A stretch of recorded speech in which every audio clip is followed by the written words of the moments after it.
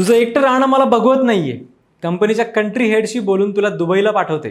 तिथे माझ्या ओळखीचे खूप मोठे शेख लोक आहेत, त्यांच्याशी मी तुझं जमवून देते.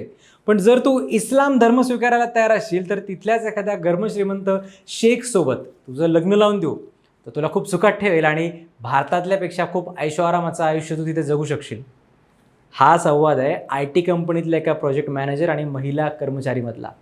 हे ऐकून तुम्हालाही प्रश्न पडला असेल की महाराष्ट्रातील आय टी कंपन्या नक्की सॉफ्टवेअर बनवत आहेत की धर्मांतराचा अड्डा चालवत आहेत.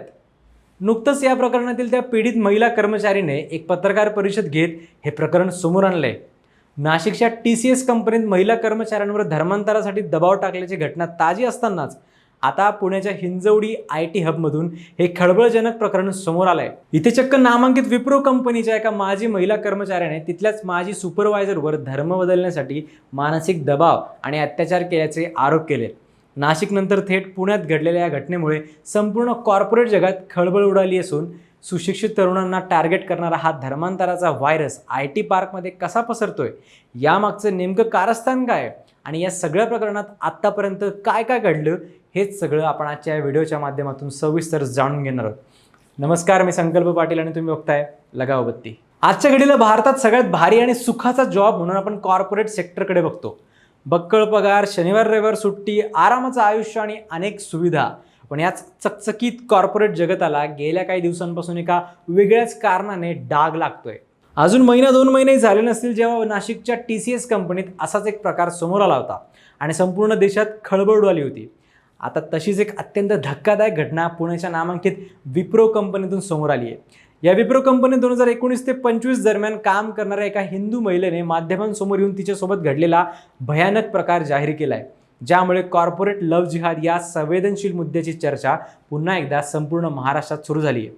विप्रो कंपनीत सलग 6 ते 7 वर्ष काम करणाऱ्या महिलेने 2025 मध्ये तिला आलेले भयंकर अनुभव आता माध्यमांसमोर मांडलेत.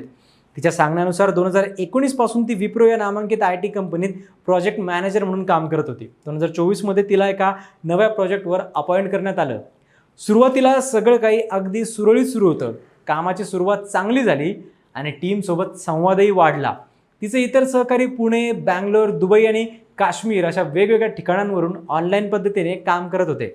पण काही दिवसांनी तिची मुस्लिम महिला सहकारी शाहिना अहमद हिने या पीडित महिलेला काही वैयक्तिक प्रश्न विचारून तिच्याशी जवळीक निर्माण करण्याचा प्रयत्न सुरू केला. सुरुवातीला या महिलेने त्या गोष्टीकडे पूर्ण दुर्लक्ष केलं, कारण तिचं संपूर्ण लक्ष तिच्या कामावर आणि कुटुंबावर होतं. खरं तर या महिलेच्या घरात आधीच अनेक अडचणी सुरू होत्या. तिचा पती कामानिमित्त दुसऱ्या शहरात राहत होता, तर तिच्या सासूची मुंबईत कॅन्सरची ट्रीटमेंट सुरू होती. त्यामुळे ती पुण्यात तिच्या मुलांसोबत एकटीच राहत होती. हीच कौटुंबिक परिस्थिती जेव्हा त्या मुस्लिम सहकारी महिलेला समजली, तेव्हा तिने या पीडित महिलेशी अजून जवळीक वाढवली. तिने पीडितेच्या वैयक्तिक आयुष्यावर थेट बोट ठेवत, तू एकटी कशी काय राहू शकतेस, इतके दिवस शरीर सुखाशिवाय कशी काय राहू शकते, मी तर 1 दिवस पण राहू शकत नाही, असं बोलून तिची दिशाभूल करण्याचा आणि तिला मानसिक जाळ्यात ओढण्याचा प्रयत्न केला. सुरुवातीला या महिलेने या गोष्टींना साफ नकारत स्वतःला या कामात गुंतून घेतलं. पण काही दिवसातच परिस्थिती आणखी गंभीर झाली, असा आरोप या महिलेने केलाय. शिवाय शाहिदा अहमदने तिला असंही म्हटलं होतं की तू अशी एकटी राहतेस हे मला अजिबात बघवत नाहीये. तुझी इच्छा असेल तर मी तुझ्यासाठी एखादा चांगला जोडीदार बघून देऊ शकते, किंवा मग कंपनीच्या कंट्री हेडशी बोलून तुला दुबईला पाठवते.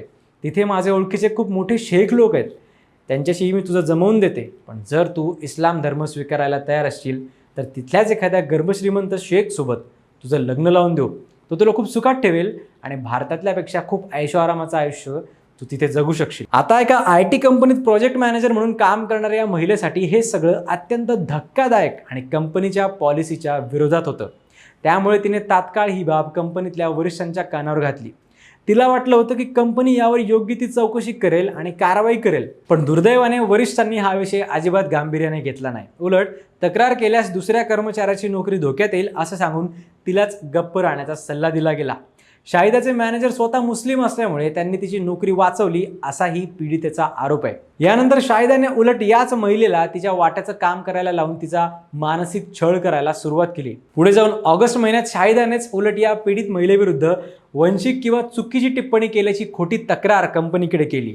आणि आश्चर्य म्हणजे ज्या मॅनेजमेंटने पीडितेच्या तक्रारीवर काहीच केलं नव्हतं, त्यांनी शाहिदाच्या एका तक्रारीवर मात्र तात्काळ ॲक्शन घेतली.